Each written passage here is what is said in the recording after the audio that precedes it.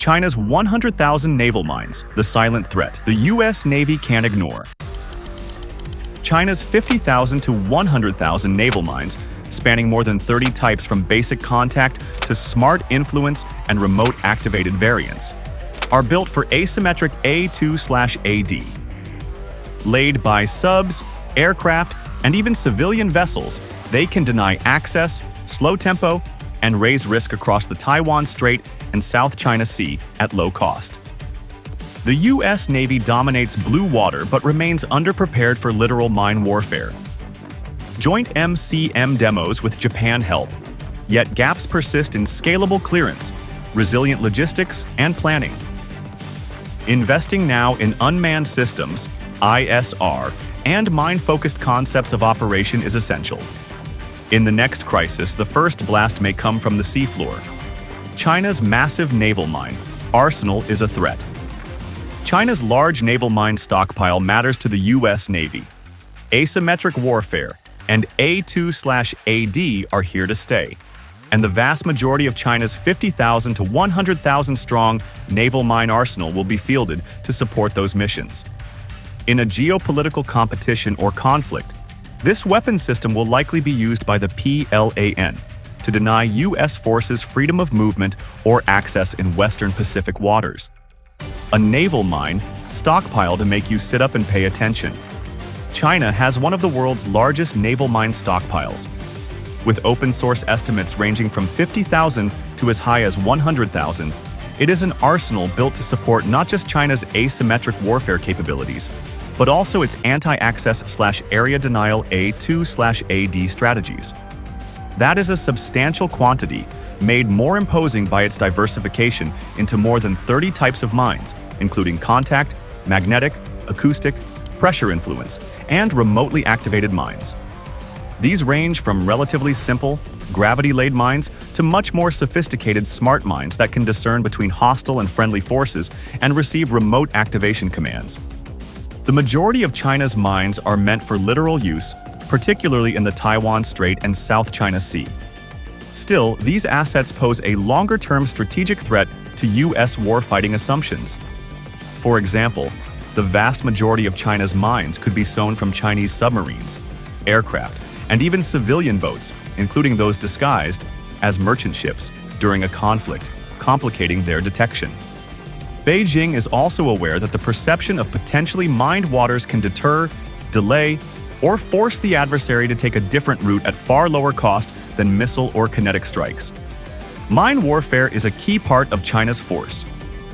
Build-up, China's growing focus on mine warfare and its expanded stockpile have several key dimensions. First, it is simply a low-cost, high-payoff asymmetric option that can disproportionately tax adversary forces to clear away. Second, mine warfare also nicely complements other elements of China's A2/AD force posture by combining geography, shallow water, and minefields that complicate an adversary's entry, movement through, or exit from Chinese-controlled waters against surface ships. Third, China is also rapidly developing its mine countermeasure capabilities, creating a race against time with the adversary. In addition to the approximately 60 MCM ships it currently has, China has also recently been conducting joint experiments with what it calls MCM, Anti-Submarine Warfare Integrated Operations, in which experimental unmanned UUV swarms work with aerial detection platforms, hinting at the kind of increased automation and persistent surveillance of sea areas it is considering. The U.S. Navy has also held recent joint demonstrations of mine countermeasure capabilities with the Japan Maritime Self-Defense Force. Still, more needs to be done to bring it up to the level required to ensure blue water warfighting supremacy translates into effectiveness in the shallower, more confined, and more complex littorals. Operational implications for the U.S. Navy. The large Chinese mine stockpile has operational implications for the U.S. Navy. At the tactical level, it underwrites a potentially credible asymmetric threat against U.S. carrier strike groups, amphibious task forces, and supply lines in a high-end fight in contested seas. Even though the U.S. Navy is dominant at blue water combat operations, it is less prepared than it should be for mine warfare challenges in littoral environments. Joint demonstrations with Japan are helpful. But the reality is that mines are stealthy, cheap, and hard to detect before they detonate, even for high-tech navies.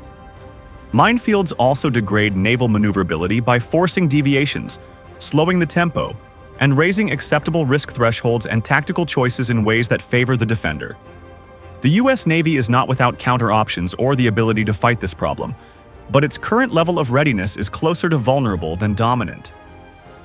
It needs to address 3 structural weaknesses to shift this: scalable mine clearance and rapid disruption of minefields, resilient logistics, and contingency planning for operations in heavily mined areas, and the integration of mine threat analysis into pre-conflict operational planning, rather than relegating it to an afterthought. The larger strategic operating framework also needs to change to accept that mines are no longer relics of a past war, but rather modern weapons of denial and disruption. The Navy's force modernization efforts must make mine warfare a centerpiece of its distributed maritime operations, rather than a problem to be filed away under asymmetric or A2/AD related concerns. It must also rethink its operational approach to fighting through a mined environment rather than around it, using unmanned systems, adaptive route planning, and deception operations to keep the tempo and initiative. Limits to the mine threat posture and building on the U.S. Navy's existing strengths. At the same time, the mine threat posture does have its limits. After all, the plan is up against the vastness of the seascape, the enormous logistical requirements of large-scale mine deployments, and the mine's own reliance on shaping rather than decisive force strikes. For the U.S. Navy and its allies and partners, this means there are still mitigation options, such as increased ISR, intelligence, surveillance, and reconnaissance, unmanned systems, expanded MCM tasking, and operational maneuvers to avoid mined zones. Indeed, the plan itself has publicly stated that far-sea MCM operations still have further development to go. In other words, the key point is that the U.S. Navy and the alliance it leads must invest in these mitigation and countermeasures now. Waiting makes the problem exponentially worse. China's large naval mine stockpile should raise the alarm bells. China's large naval mine stockpile is no trivia fact on a naval warfare Jeopardy game. It is an active lever that is already being pulled. The U.S. Navy must bring mine warfare out of the margins and into the mainstream of its force structure and fleet readiness calculus. Failure to do so risks seeing key surface units, amphibious operations, and supply chains blindsided by what are, effectively, buried IEDs, silent, cheap, and with high potential for destruction. In the next Indo-Pacific crisis, the first explosion may not come from a missile or torpedo. It may come from a simple, unmarked mine. Surface power without mine warfare readiness is a brittle foundation. The Navy must ensure that beneath its shiny hulls and high-tech sensors lies a fleet that can navigate, survive, and fight for sea control, even if the seafloor rises to hit back. If you enjoyed this video, don't forget to like, comment, and subscribe for more content on the latest in military technology.